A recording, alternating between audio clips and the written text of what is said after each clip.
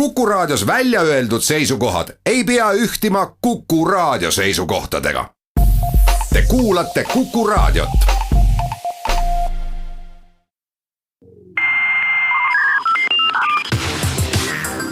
Digitund.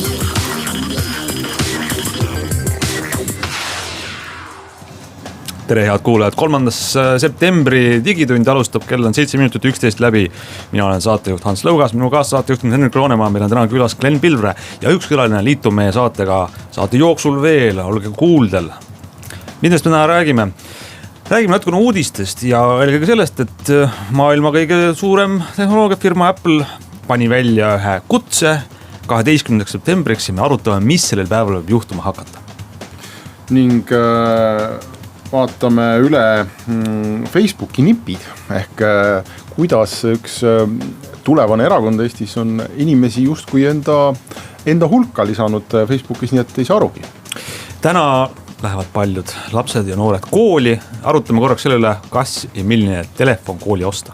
Ning kui aega jääb, siis meil on uudislikke teemasid veel, aga saate teine pool on pühendatud nagu ikka alati septembri alguses väga suurele tehnoloogiamessile IFA, mis Berliinis veel minu meelest kestab või lõppes ära? Kestab. Glen Pilvre on meil sellest rääkimas ja Meelis Väljamäe ka, nii et selline saade tulemas. Digitund. No nii, 12. september, see on jäänud siis nädal pluss 2 päeva ja Eesti aja järgi õhtul peaks toimuma Ameerika läänerannikul, Apple'i peakorteris, nende juhi uues maja Steve Jobsi nimelises sellises konverentsi ruumis, keskuses, saalis. Üks mingi üritus ja ongi nagu kõik, rohkem infot ei ole, ametlikku infot, nagu Apple ikka teeb, ega sa midagi ei ütle. Aga kogu maailm on siis välja raalinud ja peilinud, mis võiks juhtuda, loomulik on see, et nagu iga september, nagu iga sügis on aeg uuteks iPhone'ideks ja luureinfo, see on muide tõsine, ma arvan, see on mõne väikse riigi nagu päris luureagentuuridest palju suurema eelarvega töö on sellel, et kui palju me suudame enne üritust välja luurata igasugustest tarneahelatest, igasugustest kuulujuttudest, allikatest, seda, mida see firma seal 12. septembril esitleb. Ja me oleme natukene siin erinevad raporteid läbi vaadanud ja kokku pannud ja eks ole selge, et nii vähe aega on jäänud, et see on üsna selge. Mis siis tuleb? 12. septembril peaks tulema välja uus iPhone, mille nimi peaks olema, kui palju me usume seda, 100%, 95%. Nimi peaks olema 9. Jah, aga ei, nimi olema XS. XS, just. XS, kas Eestis on ööklubi olnud siuke nimi XS? Vaat, seda meie ei tea. Muidugi seostub millega. S-seeria telefoni nimedes, Apple'il on, see on mitmeaastane traditsioon, on 5S, 6S siis ja nii edasi. iPhone X oli eelmine aasta, iPhone 10. Aga 9 jääb vahele siis, see on küll väga iga. Ja täpselt, aga sa ei saa tuua välja iPhone 9, kui eelmine aasta iPhone 10. No 10 nad rääkisid, et see ei ole 10 mudel, vaid see on just ka aastapäev. Aga mõtle, nagu allapool lugema, 10, 9, 8, 7. Olgu, XS peaks olema selle aasta. Nüüd sa juba eksid, sõber Hans. See ei ole XS. See on 10S. See on 10S. Oi jeerum. Aga see kirjutatakse XS. Siis juba kõik omandas nagu õige perspektiivi. Ma just mõtlesingi, et oot, miks see X seal on? See on 10. Aga nüüd lähevad asjad keeruliseks. 3 uut telefoni tuleb. On siis viimased luureandmed ütlevad, et telefoni mudeleid, mida näidatakse 12. september on 3 tükki. Ja ainult 2 tükki neist kannavad selle uue telefoni nime. Aga võib-olla ka 3. Ehk siis 2 tükki on... Nad kõik näevad välja, kõik uued telefonid näevad välja samasugused, nagu oli see eelmine aasta iPhone 10 või iPhone X, või kuidas tahate. See telefon, millel ei ole ees sõrmel ja lugejad, on see kulm, seal üleval väike nagla ekraani ülaservas, mis on vist kogu nutitelefonide tööstuse ajanud lolliks. Kõik telefonitootjad teevad neid kulmudega kes telefone. Teeb ja kes ütleb just nemad ei tee. Aga olgu Sony ei tee, respekt Sony ja mõne teise vastu, kes ei tee, ei lähe kaasa sellega. Aga samasuguse disainiga iPhone XS peaks välja tulema ja nüüd on 10. Ja sellest peaks tulema 3 versiooni ja kuidas neid eristada, mis me aru saame. Me ei tea, kuidas Apple hakkab neid nimetama, aga siis, kõik on 10S-id on ju. On 5,8 tolline 10S, sama nagu praegune, sama suur. Siis on suur, 6,5 tolline. Ja need mõlemad on selle väga kvaliteetse erksa supervärvide terava OLED tehnoloogiaga, orgaanilise LED tehnoloogiaga ekraaniga. Ja siis on veel üks telefon, mis näeb välja samasugune disainilt välja, suuruselt teeb nende kahe vahele 6,1 tolline. Ja sellel on odavam LCD ekraani tehnoloogia, mis ei ole nii kirgas ja nii hea. Kuidas firma hakkab neid telefone positsioneerima, ütlema, et Apple ei ütle kunagi, et see on kehvem ja see on odavam ja see on parem. Kuidagi peab diferentseerima kasutaja jaoks, et need üks on siis 5,8 tolline väiksem, aga ülihea ekraaniga, teine on suurem 6,1 tolline, aga mitte selle nii hea ekraani tehnoloogiaga. Seda me saame teada järgmisel esipäeval. No Apple ei ole väga kaua aega või mõnda aega ei uuendanudki seda pisikest telefoni, mis oli SE, kui ma ei eksi. Ja seda vist ei tule ka. Nüüd, nad võiks ju teha mingi väikse telefoni. Ma küll vaatan, et mingisugusest müstilisest 10C-st on ka kuulujutte, mis võib-olla peaks olema pisike, aga mine sa võtta kinni. Siin on väga palju sellised alust, et sellele arutleda, kuidas on nimetada, et kui see üks telefon on teistest nagu nii-öelda, jutumärkides kehvem on või soodsam või odavam, siis äkki ta on C nimega, aga võib-olla ei ole ka. XS ja XC, see oleks võib-olla sobiks. Võib-olla oleks lihtsalt iPhone'iks jälle aeg. 10 aastat on täis ja nüüd on jälle iPhone. Jälle iPhone, jah. Muide, üks allikas jällegi väidab seda, et kaovad ära telefoni nimedest need plussid. Praegu on iPhone 8, 8 pluss, oli 7, 7 pluss. Siis nüüd on lihtsalt iPhone XS ja öeldakse, kas 5 või 6 tolline. Kas siis sinu luureandmed ka ütlevad, et miks see telefon on kehvem kui iPhone 10? Ei, sisuni me ei jõua, mis siis tegelikult on, et mida seal hakkab olema. Miks peaks ostma selle? Jah, hea küsimus, ei tea. Ilmselt ainuke üks oluline põhjus on, et see, et inimesed tahavad suuremat telefoni ja see 6,5 tolline, see kõige kallim. Ma tetsa praegu ütlen, aga ütleme siin nädalake enne üritust, ma usun, et selle hind eurodes võib minna 1500 euroni välja. Äkki ma eksin, aga ma ennustan, ma ei tea. Ma lugesin mingi kuulujuttu sellest, et telefoni-ekraani ei pea enam puudutama, et nüüd juba peaaegu pead mõtlema ja viipama. Aga see kõik tundub natuke liiga sürreaalne hetkel, et sest inimesed tahavad puudutada. Tahavad. Kellelgi ei meeldi viibata teise inimese kohal. Ei, ikka puudutada. Puudutus loeb. Ja arvatavasti ongi see S-põlvkonna telefonides on vähe uut, vähe sellist, mis on nagu väga oluline nagu hüppe edasi tehnoloogias. Aga telefon on põhiargument on suurem telefon, inimesed tahavad suuremat ja see suurem müüb, kui ta on sama, mis eelmine. Samas midagi võiks seal ikkagi olla, mis võiks on huvitav. Uus iOS peaks tulema, et see on ju välja kuulutatud ja selle võimalused. Aga tegelikult ikkagi võib kokkuvõttes öelda, et telefonid on läinud igavaks. Juba aastaid. See tendents nagu võimendub nagu iga aastaga praegu. Esiteks ta on valmis ja teiseks see iPhone X-i see disaini elendamine on ikka 10. See on selline ikkagi siuke ajusurm natuke, et keegi ise midagi välja ei mõtle. No ja näeme, juba paari nädala pärast siis peaks olema meil selgus majas. 10 päeva pärast. 10 päeva pärast. X päeva pärast. X või 10. Selge, lähme siit väiksele pausile. Digitund. Digitund jätkub ja räägime nüüd Facebooki keerdkäikudest. Nimelt meil eelmisel nädalal Geeniuse toimetuses hakkas selguma, et vähemalt üks inimene, või ma ei mäleta, oli neid isegi rohkem, on kuidagi sattunud Facebookis Eesti 200, mis me praegu ütleme, vist poliitiline liikumine. Selle grupi liikmeks, kus siis grupis, mina ei ole väga jälginud, aga saan aru, et seal koondatakse neid inimesi, selgitatakse Eesti 200 visioone ja mõtteid ja kutsutakse kaasa elama ja osalema ja ta oli sattunud selle grupi liikmeks nii, et ta ei liitunud sellega. Ta ise ei olnudki liitunud, aga järsku oli ta seal nende inimeste hulgas ja sina, Ants, hakkasid seda asja uurima, et kuidas siis niimoodi saab.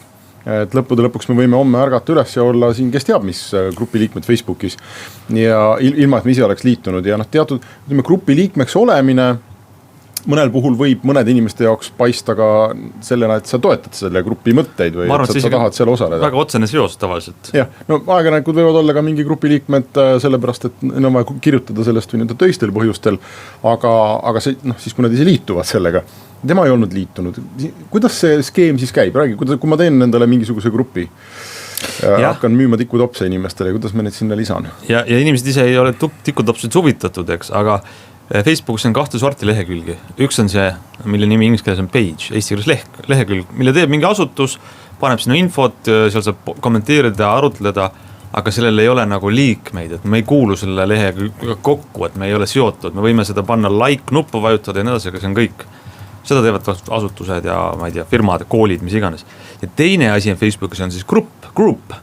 ja selle erisuse peale sa tihti nagu ei mõtlegi, aga vahe on selles, et grupil on liikmed, sa näed, et näiteks Eesti 200-l on seal mingisugune 2000 või rohkem liiget. Saad aru, et need inimesed on läinud sinna, mõtlevad kaasa, tahavad osaleda, vähemalt mingil seotud kuidagi sellega. Ja grupiga on siis selline trikk, et sina näiteks oled selle liige ja saad kõik oma sõbrad sinna lisada. Plakstan on selle liikmed. Sul on Facebookis 5000 sõpra, lisa kõik sinna. Ja, muidugi, ja 5000 inimest on seal ja nendele ei tule selle kohta kirja, et kuule, et tema kutsub sind või et kas sa soovid või et lihtsalt ühel hommikul ärkad üles ja sa oled lisatud gruppi, kuhu sa sõber arvab, et sa oled kuulud. No, kui me räägime poliitikast, siis on see muidugi väga selline, ma ei tea, kas hea või halb, aga väga kaval viis kindlasti, et sa tood inimesed juurde ja kõrvalt vaadatakse, et 1000 inimesed liikunud, kõik on seal, näed, minu sõbrad on kõik juba liitunud sellega, see on vinge asi, ma lähen ka. Ja natuke sama sellega aldis manipuleerimisele, et sa kellelegi ju ei ütle, aga sa paned nad liikmeks ja siis nad ise avastavad selle liikmed ja nende sõbrad vaatavad seda. Et siis gruppi saab lisada inimesi, seestpoolt olles saad väljast inimesed juurde panna ilma mingisugust teadannet saatmata. Ja Eesti 200 tegevjuht ütles ka, et tehti seda väga teadlikult, et kutsuti üles, et siis kasvatada oma kõlapinda, laiendada, et lisage kõik oma sõbrad siia, kes saab ja ei, see on siuke poliittaktika. Nii et mis siis tähendab, arvestage seda, et kui te hommikul ärkate üles, pesete hambaid, siis käige üle ka oma Facebooki grupid. Vaadake, kuhu te öö jooksul olete sattunud. Aga nad ise, Eesti 200 ise ütles, et see on, et jah, mis siis? Et muidugi tegime niimoodi, et mis siis on sellest? No see on uue ajastu poliitika, et see on asi, ei saa ju öelda, et see on halb või hea, aga see peab teadlik olema sellest. Vaadake üle, mis Facebooki gruppidesse kuuluta. Ei, see puudutab tegelikult igasuguseid gruppe muidugi, see tuli lihtsalt selle teemaga esile, et miks ma äkki kuulun sinna. Sa võid kuuluda ka näiteks kas taimetoitlaste või lihasööte gruppi ja sa võid olla mitte kumbki neist. Aga kas sa ju ometi näed, kes sind lisas? Jah, seda näed, et sa saad seda sõbraga nagu pahandada. No sa võid jah pärast, aga samas minu meelest, kui temaga pahandati, siis vastus tuli, et aga ta ei astunud ka ise välja.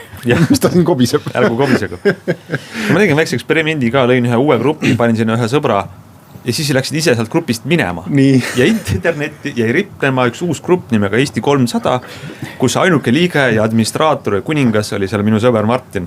Ja tema oli selle teinud ja ta ei tea ise mitte midagi sellest. Nii et no sa olid isegi viisakas selle Eesti 300, sa oleks võinud mingi palju hullema nimega grupi teha. Ja lisada sinna erinevad inimesed kokku. Nii et siis muidugi, sa saad ise minu grupist minema. Ja, minema, ma ei tea midagi. Pange kõik oma sõbrad mingisse veidersse gruppi ja laske jalga ja siis pärast küsige peol õhtul või kokku saad, kuule, mis sul on, mis on imekus gruppides käib. Et Facebook, õpime seda kasutama, seal on vaja kursused läbida, et seda oskuslikult kasutada. No, tegelikult see on ka ikkagi Facebook, minu meelest siin tuleks ka, kui meil õnnestuks nii kange pilk sinna USA lääneranniku poole saata, et Facebookile tõsiselt otsa vaadata, siis me ikkagi peaks vaatama. Et see on selline pool turvaauk, ma ütleks. Et tõesti, Eesti on ju väike ja võib-olla maailmaskaalal sellest midagi väga hullu ei ole, kuigi võib ka olla. Aga arvestades, kui palju on meil väga polariseerivaid ja valusaid küsimusi. Ükskõik, kas see on ma ei tea, antisemitism või mis iganes küsimus, igasugu väga koledaid gruppe võib tegelikult teha ja lisada sinna inimesed liikmeks ja siis keerutada sellest, nii-öelda lekitada siis meediale, et vaadake, tegutseb põrandaalune rakuke ja salagruppe ja kes seal liikmed on, sellest võib suur jama tulla. Ja seda küll, eks ole, otseselt muidugi muud ei saa nagu kahjustada, kui ütleme siis nagu avalik mingi kuvand või nagu maine, eks ole, et ega sa nüüd otseselt kätt kellegi taskus läbi selle grupi nagu ei aja vähemalt. Ei, muidugi, kui sa mõtled, inimesed süvenevad asjasse ja küsivad, siis on ju kõik okei. Aga lihtsalt sulle võib sattuda pähe suur kogus võib-olla ollust, mis ei lõhna hästi. Ja tuleks kõigile selge, siis Facebookis ei ole sellist nuppu või lülitit, kust saab keelata, et mind keegi ei lisaks minu teadme gruppi. Seda ei saa välja lülitada, Facebooki foorumid on täis sadade taupa küsimusi, et palun, kust ma saan selle välja lülitada, et mind ei lisataks gruppidesse. Ja palun kirjutage meie tootetiimile, on siis selle kliendide ametlik vastus, andke neile teada, et te soovite seda muudatust ja me kaalume seda. Ja nad kaaluvad, see ei ole mingi uus asi, et niimoodi saab gruppidega teha. Olgu, 1. september oli meil siin vahepeal nädalavahetusel ja nii mõnedki lapsed läksid esimest korda kooli ja väga tundub, et üsna hästi on seotud omavahel kooli minek ja esimese telefoni saamine lastele. Ja sina, Ants, kirjutasid väga populaarse loetud lood, miks ma oma lapsele nutitelefoni ei ostnud kooli minnes. Kas telefoni ikka sai, ma saan aru? Uut ei saanud, sest ta juba oli. Aga tõesti, see lugu on saanud nii palju sellist tagasisidet, et küll tänavalt juba hakatakse küsima, et mis sul viga on, miks sa telefoni ei ostnud, siis et kitsi või mis värk on, et miks sa ei osta. ja äkki ma muudan oma meelt, on ju, 6 aja pärast, küll siis hakatakse ka näpuga näitama, et näed, loll olid. Aga ma ei ostnud telefoni, sest tal nuputelefoni juba natuke aega.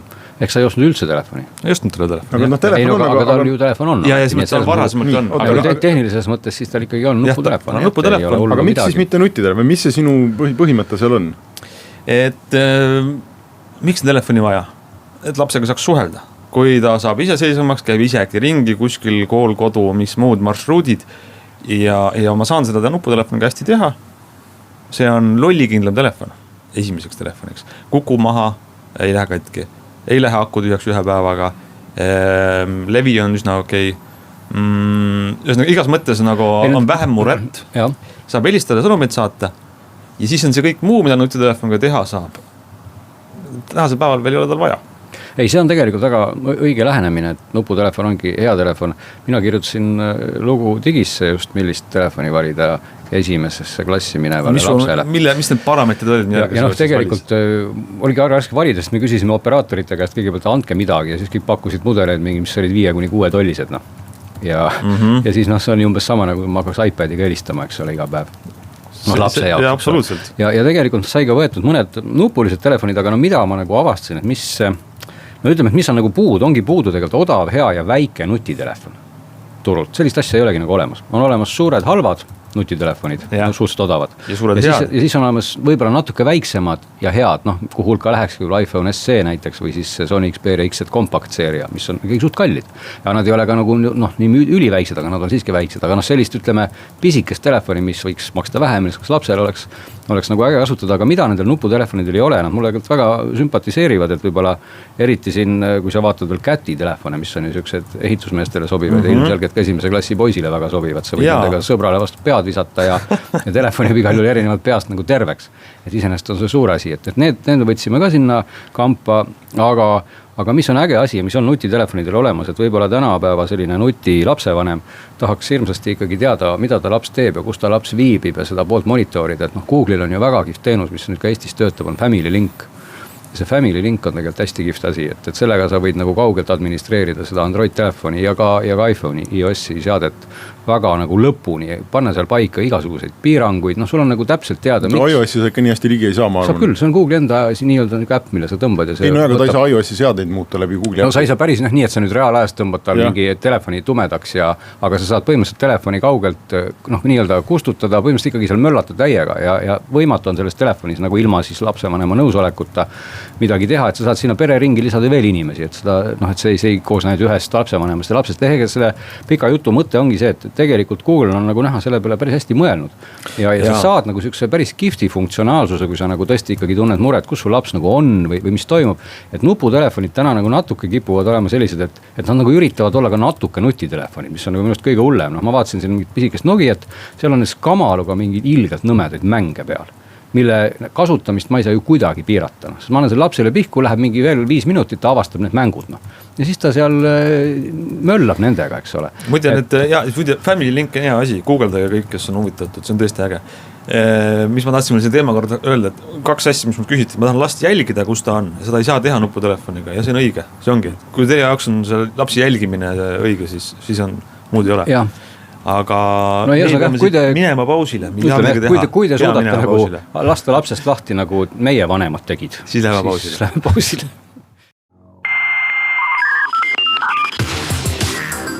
Digitund.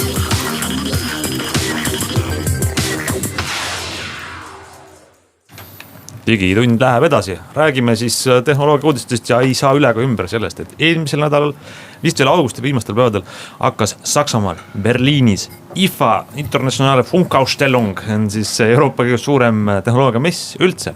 Meil on Glen seal käinud, on värskelt Eestisse jõudnud, aga liinil on meil Meelis Väljamäe, kes pole ikka veel Berliinist ära saanud. Meelis, kas sa kuuled meid? Ma kuulen teid. Mis juhtus, kui see mess on juba käinud seal 3, 4, 5 päeva, kuidas sa ikka veel seal oled? Ma olen olnud Saksamaal juba viimased 2 nädalat ja ma vist ei tulegi tagasi. No nii, emigree. Mess on IFA teatavasti nii suur, et ega siin 1 või 2 päevaga midagi ära ei näe. Mul on siiamaani veel pooled saalid läbi käimata. Põhjalik inimene, aga meie eetriaeg on piiratud, et nopime parimaid palasid ja räägime uudistest. uudis, ma näen, Glenil on Sony telefon laua peal, aga Sony ju tõi selle IFA messil välja nüüd oma sügisesed uued telefonid. Kas te käisite neid vaatamas? Mina käisin küll, ilmselt Glen käis ka, kui tal see telefon laua peal on. Ei, mul seda ei ole. Mul siiski veel vana. Mis te vaatasite? Mis te nägite ja mis see on, mis välja tuli? Uus X3 suur nagu labidas ja nüüd on OLED ekraaniga ja omab nutikaid lisaväärtusi. Kas mul on õigus, et see XZ3 on nüüd väga sama telefon, mis oli eelmine XZ2? Jaa. Et Sony oma tuntud headuses või? No ekraan on teistsugune, ekraan on nüüd OLED, aga see ei ole täna ilmselt mingisugune eriti argument, ütleme nii.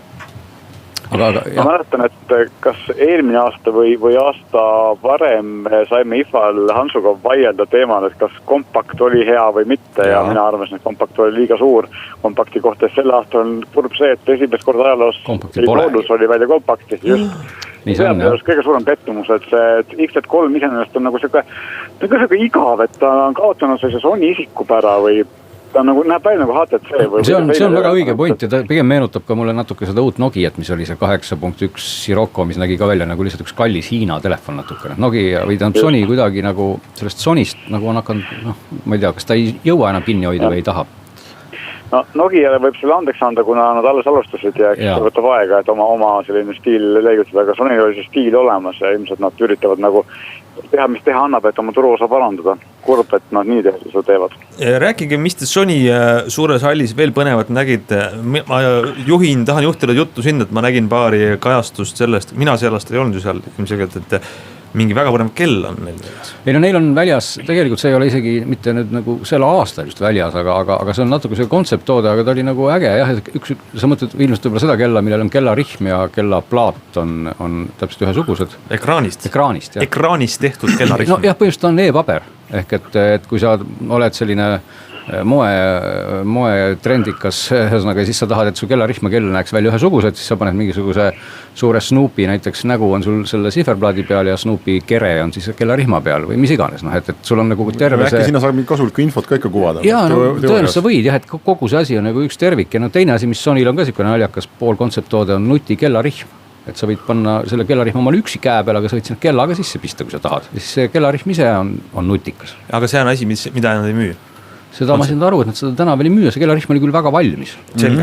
Siis seal lõpeb jutt. Nii kaua, kui me Meelist hoiame linni otsast. Meelist, räägime, mis sinu tähelepanekud on või mida huvitavat sa seal nägid või mida sa esile tõstaks?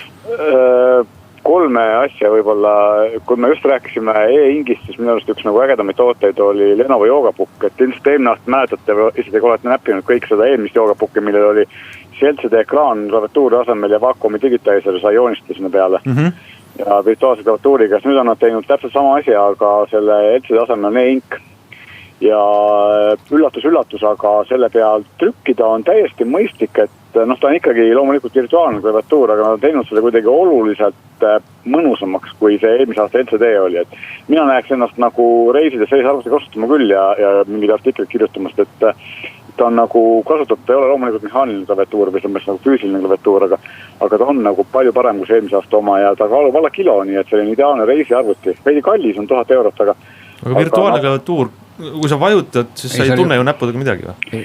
Ei tunne. Näpuotsad on valusad, seda tunned. Ta on jah sellise MacBook Pro touchpadi moodi, et ta on selline virtuaalne vibra, mis nagu annab päris hea efekti.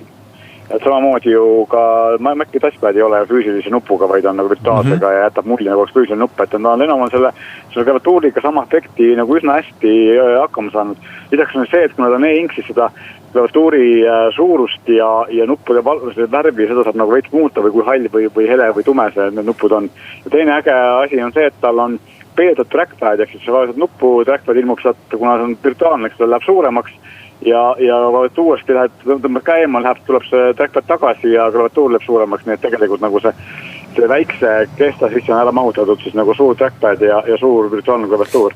Mulle see kontseptsioon nagu väga meeldis, et eelmine aasta ma olin nagu, ta oli nagu selline väga lapsekingades, siis see uus versioon tundub mulle nagu selline oluliselt reaalselt kasutatava arvutina. Aga selle sisuline mõte on selles, et seal saab midagi muud ka kuvada või ainult klaviatuuriks kasutada? Jaa, et sa saad, praegu saad PDF-e kuvada, aga nad lubavad ka e-lugerit ja kui nad on jooga, eks ta käib nagu 180 kraadi pöörab, eks sa saad tahvliline kasutada, jah. Ja kui nad on kerrega, saad enamus nendest 2 seadmetest, nende häda on see, nad on rasked ja suured. 1,5 kilo arvutit nagu hoida käes, tahvliline on nagu päris keeruline, aga alla kilo arvuti on juba kasutatav. Ja no e-inki kindlasti suur pluss on see, et ta võtab oluliselt vähem voolu võrreldes selle suure LCD-ga. Sel juhul, kui seda ümber pöörata, lülitab selle suure ekraani välja või tavalise ekraani, eks ole, just. Ja sellise lennuk ideaalne masin palju reisivale ärimehele ja ajakirjanikule, et nendele, kes nagu kodus kasutavad kontoris, nende jaoks ta ei ole mõeldud, aga reisimiseks on ideaalne masin. Nii, sa ütlesid 3 asja, ühe rääksime ära, 2 veel. Ühe rääksime ära, teine asi, minu jaoks isegi üllatav on Netgear Arlo, nimi tule mul meelde, Arlo Voice-Äkki, mis on siis selline ruuter või wifi pääsupunkt. Põnev teema, nii. Mille sisse on ehitatud Harman Kardoni kõlar ja Amazoni Alexa. Et sul on kõlar, ruuter ja kõik asjad. Häältuvastus ühes purgis. Praegu on vaadake see ju, et me mesh ruuterid on hästi levinud, et sa võtad selle mingisuguse hoki litri moodi pulga või sellise jubine, paned omale ühe kööki, teise magamistuppa, 3. elutuppa, et ta tekitab seda hea wifi levi, eks ole, näeb ilus välja. Siis tegelikult on ideaalne lahendus, kus on sellise niikuinii toas olema pidav asja ja asja lisaks on sul ka kõlar on sul ka tavaliselt toas olemas, et miks ei võiks 2 seadet koos olla ühes seadmes? No seda trendi muidugi üldse oli palju, et sinna Google või Amazon Alexa ja Google Voice ja need olid igal pool kõlarites. Ja absoluutselt, aga just see, et nagu ruuterit ja kõlarit pole siiamaani keegi ühendanud, üks kokku pannud. Ja lisaks oli see, et see mikrofoni lahendus on super hea, et siin nagu suure kisaga IFA saalis sai ta väga hästi, väga kaugelt aru ise proovisin. Ja teine üllatav asi on see, et see Harman Kardoni kõlar, mis on sisse ühendatud, tegi nagu fantastilist tähet oma suuruse kohta. Ma ütleks, ta on võrreldav Sonos One'iga, ta on kindlasti parem kui Amazon Echo või Google Home, kuigi ta on sama suur kui Google Home. See on äge trend ja see on tõesti kasulik. Et kui sul on üks purk kodus, siis pane sinna rohkem kasulikke asju sisse, et see ei peaks mitut purki. Ma julgen väita, et sellest hetkest saates peavad absoluutselt kõik mesh-ruuterid sisaldama kõlarit. Väga õige. Räägime sellest ühest saatest pikemalt. Mis sul 3. asi oli, mis sulle väga meeldis? 3. asi oli see, mida ka Glenn nägi. Ma teaks, Glenn on juba rääkinud sellest kurioosumist, mis oli see väga hirmutav, hingav nuti või padi. Veel ei ole jõudnud. Mis asi see padi? Hirmutav hingav padi. Ma võin sellest ka pärast küll pikemalt rääkida.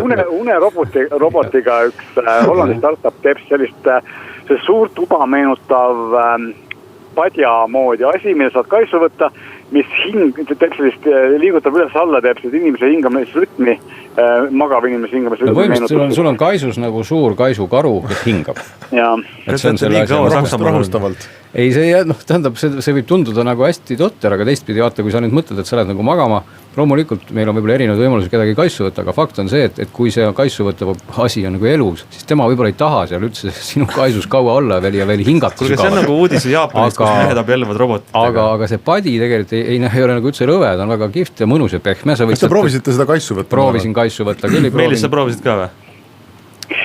Ma näppisin ta, ma kaitseda üritanud, aga iseenesest mina ütleks, et on ikkagi mu eesmärk on see, et ta vähendab stressi ja aitab magama. Ja teda oli kaisu võtta päris äge, sest et ta oli tõesti nagu suur, pehme ja ta hakkab hingama siis mitte nagu suvaliselt hingeldama kuidagi, vaid ta ikkagi hingab nagu sinu nagu rütmis, et ta kuulab siis ümbritsevaid helisid, ta tunnetab mis iganes sinu naha soojust ja no aku. Sina võiks ka veel Alexa sisse ehitada, siis sa saate vestelda ka.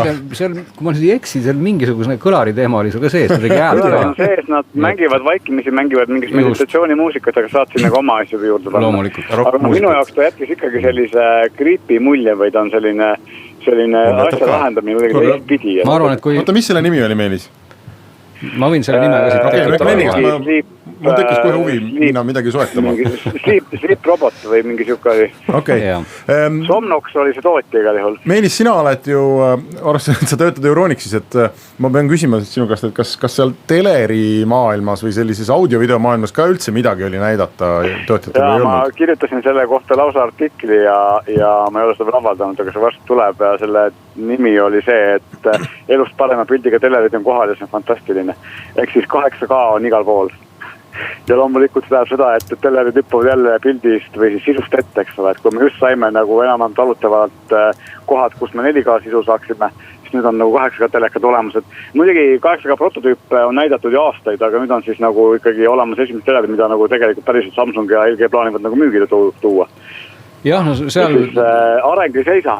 Jah, telerist muidugi jah, võib ka veel pikemalt rääkida, et üks teema, mida seal ka väga paljud teleritootjad rõhutasid, oli siis selline masinõppel ja AI-l baseeruv pildi üleskaleerimise algoritm. Ehk et kuna sisu... enne nagu oma silmaga näha, kuidas ta teeb STS aktuaalse kaamera väga no jah, seal tegelikult oli neid demosid küll, aga ma sügavalt kahtlen, kui õige ja kui päris need demod olid, sest et eelmisel aastal me nägime väga palju demosid, kui ägedalt läks pilt 4K-ks, see aasta, see eelmise aasta 4K oli muutunud väga uduseks ja läks nüüd sama teravaks 8K nime all. Et ma arvan, et järgmisel aastal võib-olla nüüd nagu jälle aste läinud allpool ja on 16 sama terav. Nii et. Tegelikult on see, et 4K-d on 8K-ks teha palju lihtsam kui ST 4K-ks. Et teine asi muidugi see, et ma olen ka sellega täiesti nõus, et see tehisintellekt sellise pildi üleskaleerimise puhul hakkab mängima suurt rolli, ilmselt teeb see asja palju paremaks. Aga samuti ma arvan, et me ei ole veel praegu seas oodata. Veel ei ole, aga küll me sinna ilmselt, vähemalt firmad tahavad sinna jõuda. Kuule Meelis, aitäh sulle, pea vastu, tule tagasi Eestimaale ka ja me läheme siit väiksele pausile. Digitund.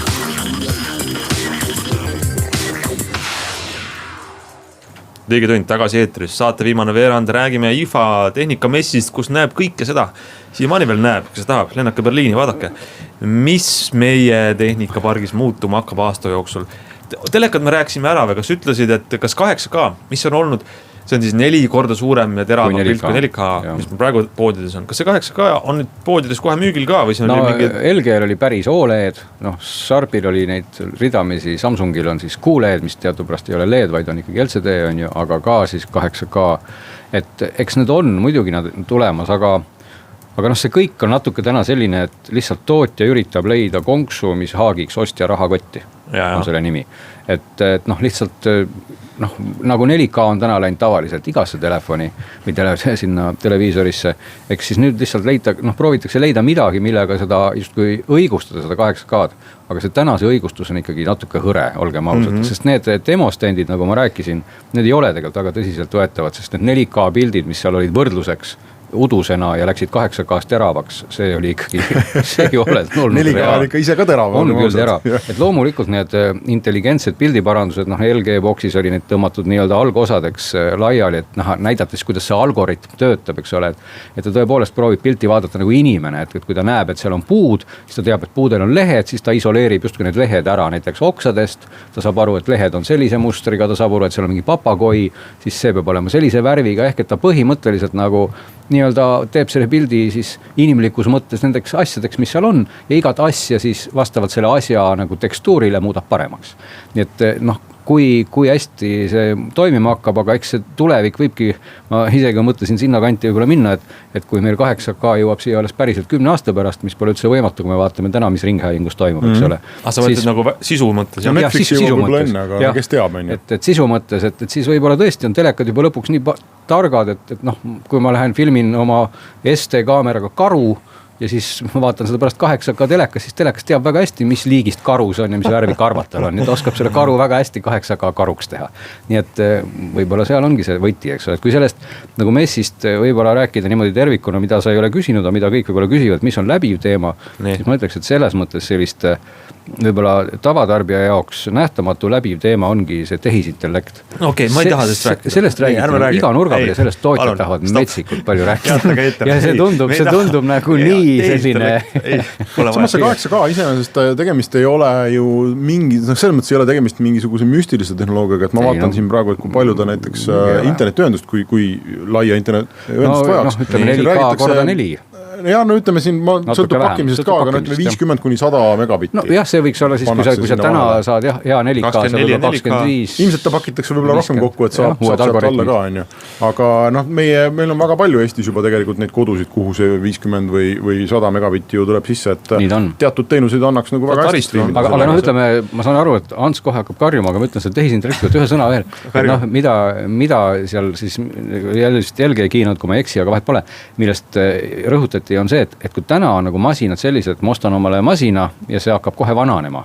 Et siis selle tehisintellekti nagu võti, mida tahetakse näha, on see, et see masin areneb koos sinuga. Ehk et see riistvara on jõudnud nii kaugele, et seda ei pea uuenema. Et uuenema peab tarkvara ja masin on võimeline seda ise tegema. Ehk et kui sa ostad nagu omale konditsioneeri, siis see konditsioneer 6 aja pärast konditsioneerib sinu tuba palju paremini, sest ta teab, kuidas sulle meeldib. Jah, et vaat see on nagu see võib-olla siis mida justkui, kuhu poole see tehnika maailm justkui peaks nagu minema, et need masinad kõik hakkavad muganduma sinu järgi, et see võti selle koha peal. No ma usun, kui ma näen seda. Nii, aga räägime nüüd elulisest asjast, mida ma olen oodanud kogu saate jooksul. Ma nimetaks seda niimoodi Segway elektrilised rulluisud. Kuulsite, jah? See on muidugi maailma kõige elulisem asi. Segway, teate mis see Segway, istute peale, asi hoiab tasakaalu, aga nüüd 2 eraldi jurakat ja sa paned astud jalgadega jurakate peale, mõlema juraka all on ratas ja siis on nagu uisud ja siis hoiab sind püsti. Kirjelda, sa nägid seda oma silmadega, see on tõsi. Ma sõidame kõik nendega varsti ringi. Ei, me ei sõida nendega varsti ringi vähemalt. No samas, mis ütle mina olen, ma sõidan ringi üherattalisega, eks ole. Ja erinevalt minust väga vähesed inimesed sõidavad üherattalisega, millega on võimalik päriselt ringi sõita, millega on võimalik päriselt jõuda kiiresti kohale. Aga elektrised rulluiskudega on võimalik päriselt ennast sodiks kukkuda lihtsalt. Sellel ei ole mitte mingit muud praktilist mõtet. Et loomulikult oma ajal tundus ka see sama liivakell või hoverboard, nagu me ütleme, et kas see on praktilises mõttes nagu täiesti kasuta aparaat, aga tõepoolest see tegi siukse ärilises mõttes plahvatuse, sest et lapsed avastasid, et see on äge ja kui ühel lapsel on, tahab teine ka. Ma ei saa nagu välistada, et see rulluisk ei ole samasugune sõge nagu trendi, nagu, kui see rulluisk on vale öelda, aga et ta võib olla selline trendi aparaat, et siin käib ära äkki mingi sähvatus, mille arvet miljonid hiinlased ja muud tegelased rikastuvad. Aga see iva on siis selles, et sa astud tavalise jalanõuga mõlema jalaga eraldi 2 väikse ratta peale. Just, see on siis nagu see Segway, mis hoiab tasakaalus. Just, et see ratas on nagu väike tasakaaluliikur, seal mingid rihmes midagi ei ole, et seal peal, kui sa kallutad ettepoole, siis läheb see ratas edasi, kallud tagasi, aga kogu see liikumiskiirus ja ütleme vaadates, kuidas need inimesed praegu tokerdasid ja isegi vaadates, kuidas seal sõitsid need inimesed, kes oskasid nendega sõita. No okei, sa saad natuke kiiremini edasi, aga see kõik on ääretult ebapraktiline. Aga tundub nii futu, kõik Eesti lapsed hakkavad nendega sõitma. Seal võib olla see point tõesti, et lastele jubedalt meeldib sellega tokerdada, on ju, aga sellist mingit, sellel ei ole absoluutselt mitte mingisugust praktilist väärtust, aga ma saan aru, et ega siis asjad, mis äriliselt mõnikord on edukad, ei ole nagu üldse praktilised. Visiooni peab ka kusagil olema. Mis see number 1 teema sinu jaoks messil oli? Kas oli selline asi üldse? Ei no, võib-olla isegi natuke oli number 1 teema see, mis mul on siin laua peal ka, mul on siin eelajalooline Polaroidi aparaat. Polaroidi kaamera, kas see oli teema või? See oli selles mõttes teema, et nüüd oli väga paljudel tootjatel näha sellist retro tagasitulekut. Nad nagu, olid suured raadiod, mis on nagu mängivad kassette näiteks. Kasseti, IFA messil, et kasseti makib. Just, et seal on ka kõik see muu asi peal, eks ole. Ja samamoodi siis nagu see Polaroid, eks ole, millele ma nüüd avastasin, et nüüd on saada ka filme juba, et Polaroid, kes vahepeal tootis mingid imelikke asju, mingid tuulelohesid ja mida iganes nad tegid, aga nüüd on nad leidnud, et see sama nišš on nagu ringiga jõudnud tagasi, nüüd on siis need samad Polaroidi kaamerad saanud ka mingid nutifunktsioone külge, neil tuli välja see Polaroid, mis iganes Step 1 Plus nüüd, aga selle asja mõte ongi see, et see pilt on nagu suhteliselt kallis, mis sealt välja tuleb, aga see, et sa maksad sellest palju raha, et see kuidagi käes ilmub ja see inimestes nagu, ma nägin, kui suurt huvi see tekitas. Polaroid oli väljas väga suure boksiga ja Polaroidi boksis oli metsik trügimine. Et selles mõttes see ei olnud nagu tühi boks, et see huvitab inimesi, nagu kõnetab nagu õudselt palju, et see ajastu igaüks meist võib teha moblaga pildi. Plõksti, see tuleb kohe, aga see on ilmselt muutunud kuidagi, see on nii ära devalveeritud. Jumala õige. Ja see retroga audiost tuleb ju tagasi, nagu näha vinüülimängijad, eks ole, et see on tegelikult ju täpselt sama asi, et me anname nagu järgi kvaliteedis, aga me saame nagu mingisuguse emotsionaalse dimensiooni. Ja see kõik on ikka haip. No ei, aga 1% haip, mingid hipsterid ostavad kassettmaki enda. No võib-olla, aga see trend ikkagi on suurenev täna. Ma arvan, et Glenni paadis, ma arvan, et see läheb suureks. Et inimesed tahavad sellist käega katsutavat asja ja see sama Polaroidist välja surisev pilt ja vinüülplaat ja kõik lähevad sinna. Aga meie saate aeg on läbi. Oli jube lahe teiega rääkida, aitäh, et te kuulasite ja järgmine nädal oleme tagasi. Nägemist. Digitund.